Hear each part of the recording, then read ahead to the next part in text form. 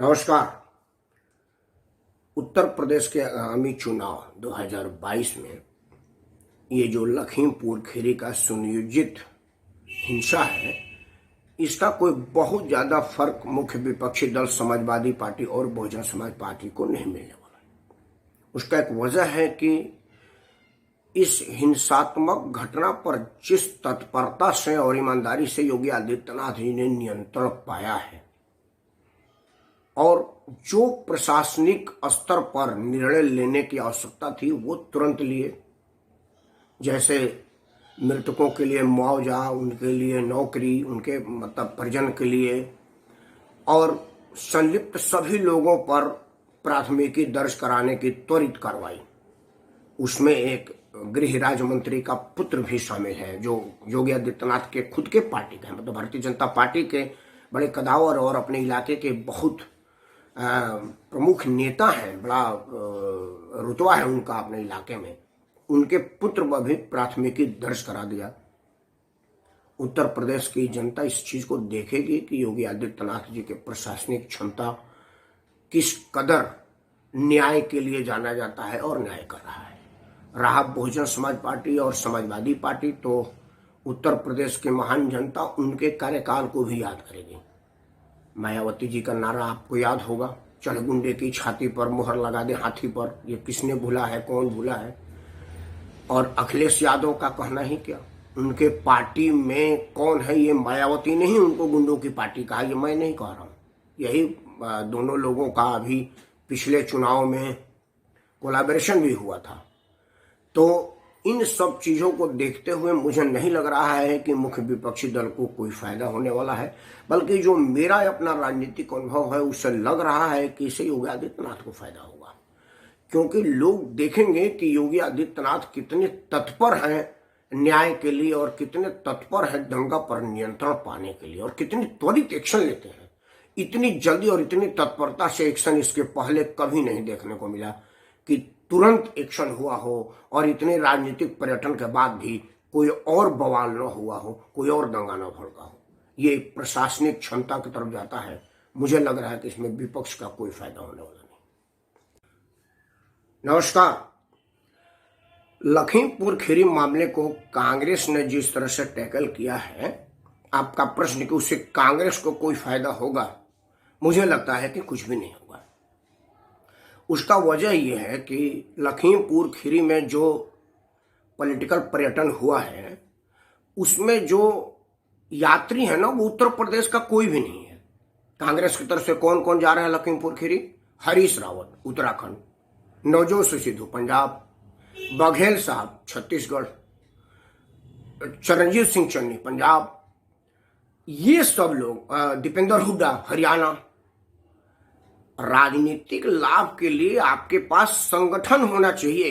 कांग्रेस का उत्तर प्रदेश में संगठन के नाम पर अगर कोई होता तो बाहर से इंपोर्ट करके लोगों को लाने की क्या जरूरत पड़ती।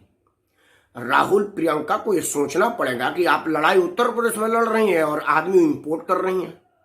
ये लोग उत्तर प्रदेश में, मैं बलिया रहने वाला हूं, बलिया उत्तर प्रदेश का, कौन जानता है कि हरीश रावत कौन है? आपका कोई यूपी का आदमी होता तो उसमें शायद मदद मिलता। ये सिर्फ टीवी मीडिया का बाइट में मदद है। यूट्यूब पर वीडियो डाला जा सकता है, फेसबुक ट्विटर पर लगाया जा सकता है, जनता को नहीं बताया जा सकता क्योंकि जनता के पास मोबाइल है और 1 GB डाटा फ्री है हर प्रोवाइडर का, और उसी डाटा के बल पर देख रहा है कि भाई कल ये लोग हाथरस में गए थे, माइलेज लेने के बाद कोई हाथरस वाले विक्टिम से दोबारा मिला, पूछा कि भाई क्या है। उसी टाइम हाथरस में और भी कई घटनाएं हुई थी, बट कांग्रेस ने उन पर एक शब्द बोला था। जैसे राजस्थान में एक दलित लड़की के साथ हुआ था, एक साधु को जिंदा जला दिया गया था, उस पर कोई आया? लोग ये पूछेंगे। आज की तारीख में आज जो लखीमपुर जा रहे हैं उनमें से किसी के मुंह से कश्मीर में निर्दोष लोगों को गोली मार रहे आतंकियों के विरुद्ध एक शब्द सुनाया आपने? तो लोग पूछेंगे ना भाई कि लखीमपुरी में तो आप जा रहे हैं लेकिन कश्मीर को क्या भारत का अंग नहीं मानते? तो मुझे नहीं लगता कि कांग्रेस बिना संगठन का कोई फायदा ले पाएगी वीडियो बाइट के अलावा। क्यों? क्योंकि राजनीति में संगठन का होना जरूरी है और कांग्रेस के पास संगठन नाम का कोई चीज नहीं है। धन्यवाद। नमस्कार। आशीष मिश्रा के विरुद्ध प्राथमिकी गंभीर मामलों में दर्ज होना पुलिस का त्वरित कार्रवाई की सबूत है। मुझे नहीं लग रहा है कि आशीष मिश्रा के विरुद्ध पुलिस कोई वीआईपी ट्रीटमेंट जैसी बात कर रही है। कानून में ये प्रोविजन है कि हर आदमी के पास अपने कानून के अंतर्गत बचाव का उपाय है और वो अपनी बात रखेगा, क्योंकि आशीष मिश्रा एक कदावर नेता के बेटा हैं, कानून के ज्ञाता हैं और अपने यहाँ इलाके के ख्याति प्राप्त आदमी हैं। उनको भी ये अधिकार है कि वो कानून में दिए गए अधिकारों का और कानून में दिए गए व्यवस्थाओं का फायदा उठाए। उन्होंने उठाया भी। एक दिन कहा कि मेरी तबीयत खराब है, असल में तबीयत खराब थी नहीं, होगी भी नहीं। वो अपने व्यवस्था चाक चौबंद कर रहे थे। जैसा उन्होंने कुछ 10-12 लोगों का शपथ पत्र तैयार करवाया, वो अपने मोहरों को दुरुस्त कर रहे होंगे ताकि अदालत में सारे मोहरे पिट न जाए। उत्तर प्रदेश की पुलिस भी अपनी सारी व्यवस्थाएं मजबूत कर रही होंगी, क्योंकि मामला हाई प्रोफाइल है। गृह राज्य मंत्री का बेटा है, वो अपने इलाके में उसका अच्छा वर्चस्व है, खुद भी कानून का ज्ञाता है।